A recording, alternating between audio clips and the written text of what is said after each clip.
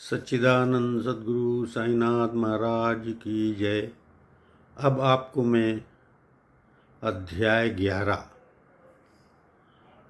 11 में लिखा हुआ कि हाजी सिद्दीकी फाल्के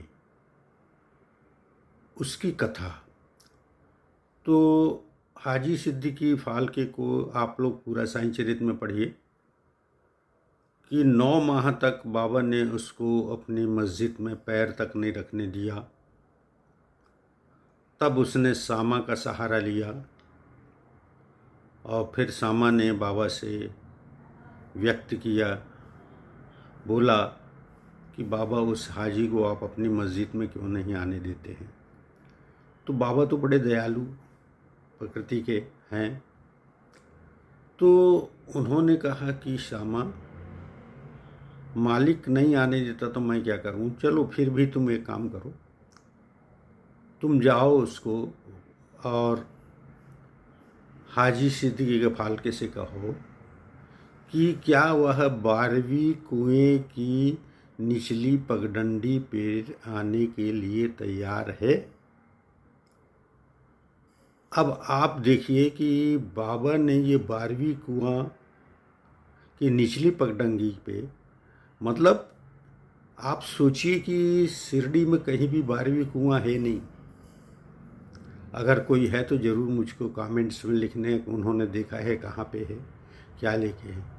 लेकिन बाबा के जो बोले गए वाक्य थे उनका बड़ा गूढ़ रहस्य होता था। एक्चुअली बाबा ने जो तुलना करी थी, हमारे शरीर के साथ में तुलना करी थी कि 12वीं कुएं, मतलब हमारे शरीर में जो 5 कर्मेंद्रिय हैं और 5 ज्ञानेंद्रिय हैं, एक मन और मस्तिष्क। तो मैं आपको पैर नीचे से चालू करता हूँ, 12वीं जो पगडंडी है नीचे से चालू करता हूँ। पैर, गुदाद्वार, पेट, हृदय, हस्त, मुंह, जीभ, कान, नाक, आँखें, मस्तिष्क और उसके बाद मन। मतलब जो भी विचार हमारे मस्तिष्क में जनरेट होते हैं ना, तो जो कुछ विचार रहते हैं वो तो सब निकल जाते हैं, लेकिन जो कुछ गूढ़ विचार रहते हैं वो हमारे मन में बैठ जाते हैं, इसलिए मन बाद में आया है। तो मस्तिष्क में जो विचार उत्पन्न होते हैं उसको जो मन ग्रहण करता है वही अंतिम प्रक्रिया होती है। तो ये 12 जो बाबा ने कहा कि 12वीं कुएं की निचली पगडंडी पर आने को तैयार हो, मतलब जैसे अगर मान लो कंपेयर करें तो एक कुआं है जिसमें खाली 12 ही डंडियां हैं, जिसे पकड़कर हम नीचे मेरे साईं, ऊपर से मेरे साईं, तो 12वीं तक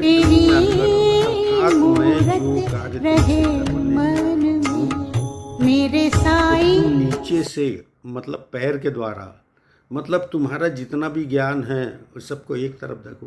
तुम 0 से शुरुआत करके आ सकते हो क्या? 0 से शुरुआत आ सकते हो तो मुझे बताओ। तब सामा ये बात लेकर के गया और बाबा से कहा कि बाबा, हाजी जो है 12वीं कुएं की निचली पगडंडी पर आने का तैयार है। मतलब उसके जो अभी तक के जो भी ज्ञान था वह शून्य से लेकर के आगे चलने के लिए उद्यत था। तो शामा ने आकर के बाबा से कहा कि बाबा, वह आने के लिए तैयार है। तब बाबा ने कहा कि जाओ उससे पूछ करके आओ, क्या मुझे वो 4 किस्तों में 40,000 रुपया देने को तैयार है। तब वो जाकर के गया और उसने बताया बाबा को कि बाबा, वो हाजी सिद्दीकी फाल्के जो है ना, 40,000 रुपया क्या 40 लाख रुपया देने को तैयार है। तब बाबा ने कहा कि उससे पूछ कर के आओ कि मैं इस मस्जिद में एक बकरा हलाल करने वाला हूँ, तो उसको क्या स्वीकार होगा, बकरे का मांस, अंडकोश या नाद।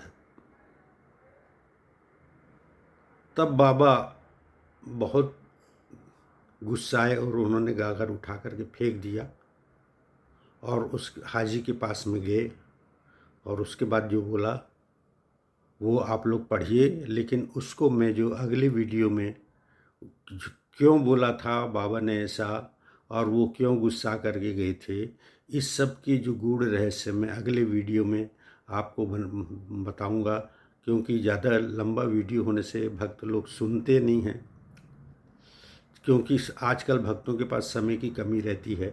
इसलिए मैं ज़्यादा लंबा वीडियो नहीं बनाना चाहता, नहीं तो मैं इसी में ही पूरा आपको रहस्य जो है, जो बाबा ने कहा है, उसका पूरा उद्बोधन कर देता। लेकिन मैं अभी इसको यहीं समाप्त कर रहा हूँ। कल जो मैं वीडियो बनाऊँगा तो वो 40,000 रुपया क्या है, और बाबा ने जो कहा कि मैं बकरा हलाल करने वाला हूँ उसका क्या होगा, इन सब का जो मैं कल जो वीडियो बनाऊँगा उस वीडियो में आप लोगों पर मैं विस्तार से बतलाऊँगा, गूढ़ रहस्य सच बतलाऊँगा कि बाबा ने ऐसा क्यों कहा था।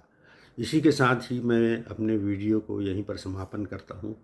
आप वीडियो में ज़रूर लाइक करिए, सब्सक्राइब करिए और कमेंट्स ज़रूर करिए जो लिख करके दे रहा हूँ, क्योंकि बिना कमेंट्स के मुझे पता नहीं चलेगा।